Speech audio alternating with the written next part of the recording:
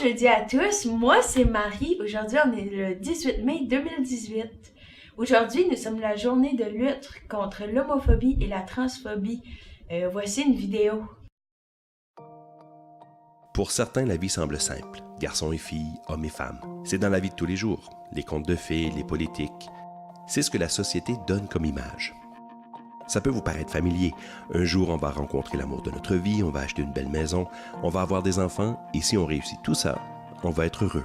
Et c'est réconfortant de penser que c'est de cette façon que tout le monde fait sa vie, que tout le monde est pareil. Mais la réalité est bien plus complexe, plurielle, diversifiée et belle. En fait, 10% de la population canadienne de 18 à 34 ans sont LGBTQ+. C'est une personne sur 10. Si ça vous surprend, c'est que la société ne prend pas assez en compte la diversité. Les réseaux sociaux, la télé, les magazines présentent un portrait incomplet de la diversité humaine.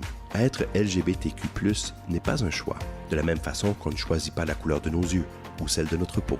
Si nous avons l'impression que la vie est faite pour les autres, c'est que certaines situations nous excluent.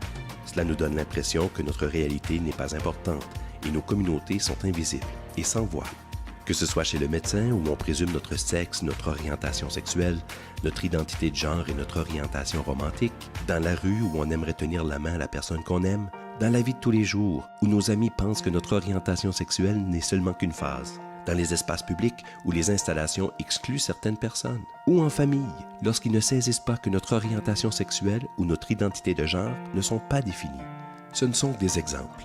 Ce qui choque, ce sont les conséquences liées à ce sentiment d'exclusion, d'invisibilité et d'insécurité.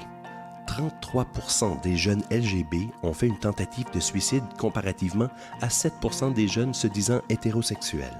Chez les jeunes transgenres, 47% disent avoir pensé au suicide. C'est évident, quelque chose doit changer. Ce n'est pas obligé d'être comme ça, la vie est très diversifiée, ce qui lui confère toute sa splendeur. L'important, c'est de ne pas s'arrêter aux différences. L'important, c'est de respecter et d'accepter que tout le monde a le droit d'être soi-même et d'aimer à sa façon. L'important, c'est que la société accommode tout le monde. L'important, c'est d'être présent, de s'informer et d'embrasser la diversité pour que chaque personne sente qu'elle a un rôle et une place dans la société. On n'est pas obligé de tout comprendre, mais ignorer les réalités est une forme d'exclusion. La vie est diversifiée. Il existe plusieurs façons d'être, plusieurs façons d'aimer. Ce n'est pas juste notre sexe qui nous définit, c'est aussi notre cœur. Ici, on est inclusif.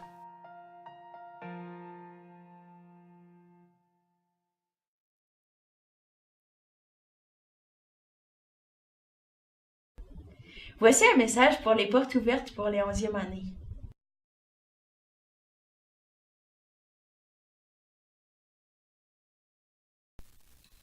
Bonjour, j'ai un message à faire aux élèves de 11e année concernant les visites des portes ouvertes qui arrivent à grands pas.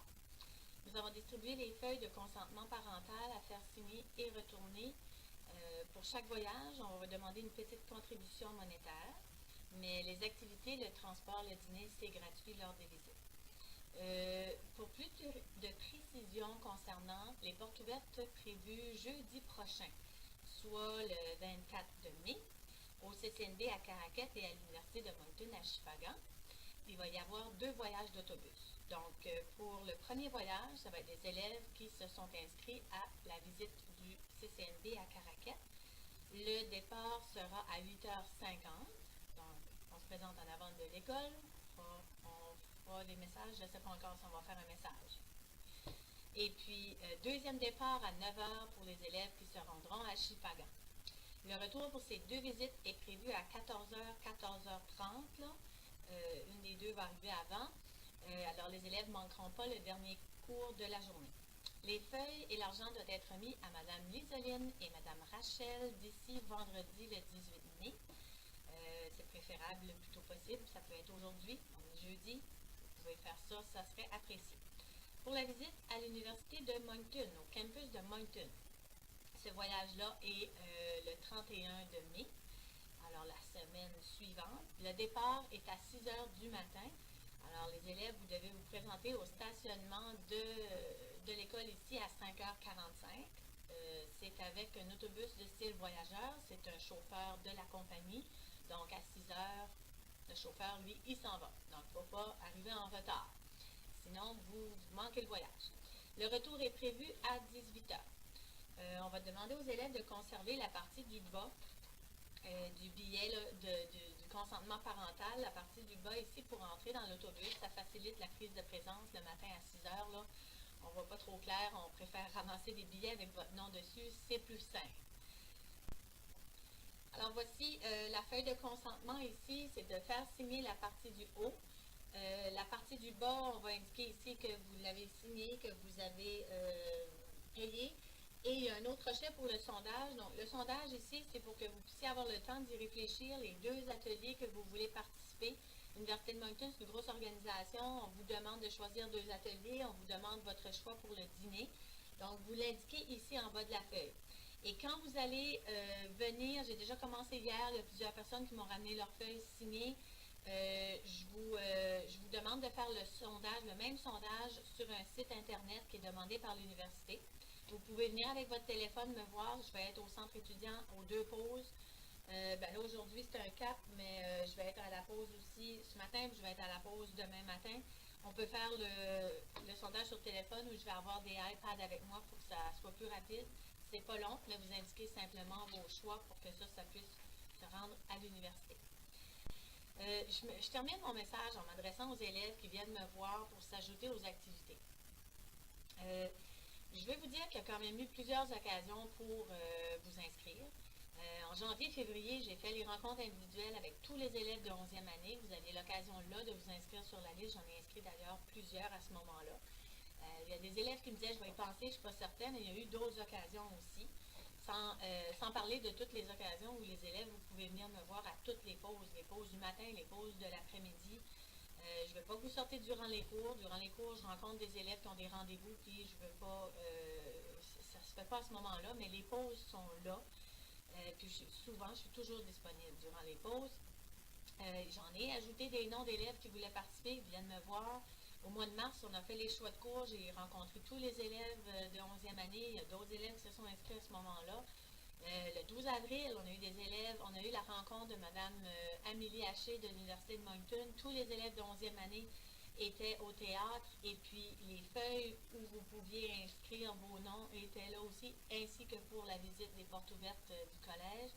Donc, il y a eu amplement d'occasions pour vous inscrire aux activités et je pense que quand on est à la veille d'une activité ou quand je commence à distribuer les feuilles de consentement, c'est plus le temps de dire j'ai pas eu la chance, puis je ne le savais pas, ou en tout cas j'ai toutes des millions de raisons que je peux comprendre, mais je veux juste que vous sachiez que c'est des grosses organisations. On n'est pas la seule école qui participe à ces activités-là de porte ouverte. Moi, je dois envoyer les listes de noms. J'ai des dates limites à respecter lorsqu'on fait ces activités-là. Il y a aussi les changements de dernière minute, les maisons d'institution, s'ils le font pour toutes les autres écoles, ils n'apprécient pas ça là, nécessairement qu'on en ajoute un nom ou qu'on arrive puis on dit j'ai 5 élèves qui ne sont pas venus, ils se sont inscrits mais ils ne m'ont pas dit pourquoi puis ils ne sont pas venus. Donc soyez un petit peu plus responsable lorsque vous donnez vos noms pour participer à une activité ou si vous savez que c'est plus possible, venez nous dire aussi.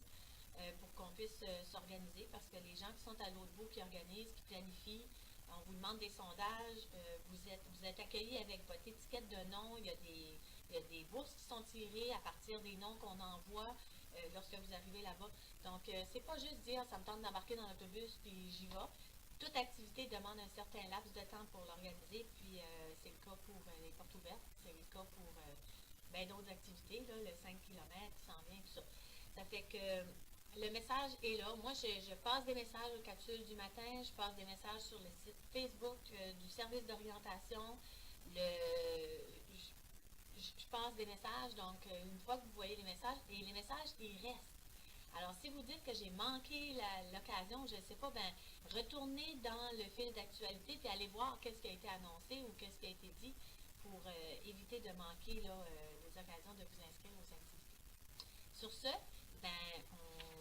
j'attends vos feuilles, j'attends que vous reveniez nous ramener tout ça pour qu'on puisse envoyer tout ça puis commencer l'activité.